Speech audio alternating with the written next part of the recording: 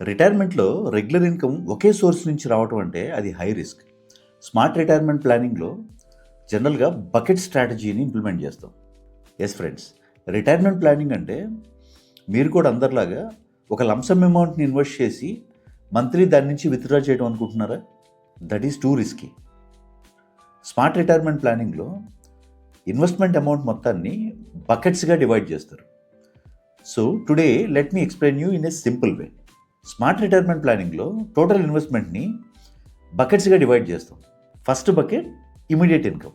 0 to 3 years మధ్యలో అవసరమయ్యే money ఏదైతే ఉంటుందో రెగ్యులర్ ఇన్కమ్ కోసం, ఈ మనీని ఈ బకెట్లో ఇన్వెస్ట్ చేస్తాం.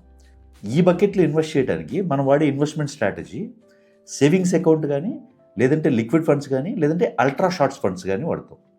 దీంట్లో ఏంటంటే మార్కెట్ వాలటాలిటీ అసలు జీరో ఉంటుంది. మనకి రెగ్యులర్గా ఇన్కమ్ జనరేట్ అవ్వడానికి మార్కెట్తో సంబంధం లేకుండా రెగ్యులర్ ఇన్కమ్ జనరేట్ అవుతూ ఉంటుంది. సో మార్కెట్ ఫాల్ అయినా కానీ మన రెగ్యులర్ ఇన్కమ్ డిస్టర్బ్ అవుతుంది నెక్స్ట్ 3 years వరకు. Second bucket stable income bucket. ఇది 3 to 10 years కోసం ప్లాన్ చేసి మనీని ఇన్వెస్ట్ చేస్తాం. ఈ మనీ ఇన్వెస్ట్ చేయడానికి మనం యూజ్ చేసే ప్రొడక్ట్స్ ఎలా ఉంటాయి అంటే ఇక్కడ హైబ్రిడ్ ఫండ్స్ కానీ, లేదంటే కన్జర్వేటివ్ డెట్ ఫండ్స్ కానీ వాడతాం. దీనివల్ల ఏంటంటే ఈ ఈ బకెట్ మనకి ఫస్ట్ బకెట్ ఉంది కదా, ఇమ్మీడియట్ ఇన్కమ్ బకెట్, దీనికి మనీని రీఫిల్ చేయడానికి యూజ్ చేస్తాం అనమాట. దీంట్లో వచ్చే ఇన్కమ్ని, దీంట్లో వచ్చే రిటర్న్స్ని దానికి మనీ ఫిల్ చేస్తూ ఉంటాం. Third bucket growth bucket. So దీంట్లో మన ఇన్వెస్ట్మెంట్ని 10+ years టార్గెట్ చేసుకొని ఇన్వెస్ట్ చేస్తాం. మనకి ఎలా ఉపయోగపడుతుందంటే ఈ బకెట్ ఇన్ఫ్లేషన్ని బీట్ చేయడానికి అండ్ ఇన్వెస్ట్మెంట్ని గ్రో చేయడానికి ఉపయోగపడుతుంది. దీంట్లో ఏ ప్రొడక్ట్ని యూజ్ చేస్తాం జనరల్గా అంటే మోస్ట్లీ ఈక్విటీ ఫండ్స్లో ఇన్వెస్ట్ చేస్తాం మనీని. సో ఇప్పుడు 3 buckets కూడా మనం, ఒకటి ఇమీడియట్ ఇన్కమ్ కోసం అంటే 0 to 3 years రెగ్యులర్ ఇన్కమ్ ఇబ్బంది లేకుండా ఒక బకెట్ చూస్ చేసుకున్నాం.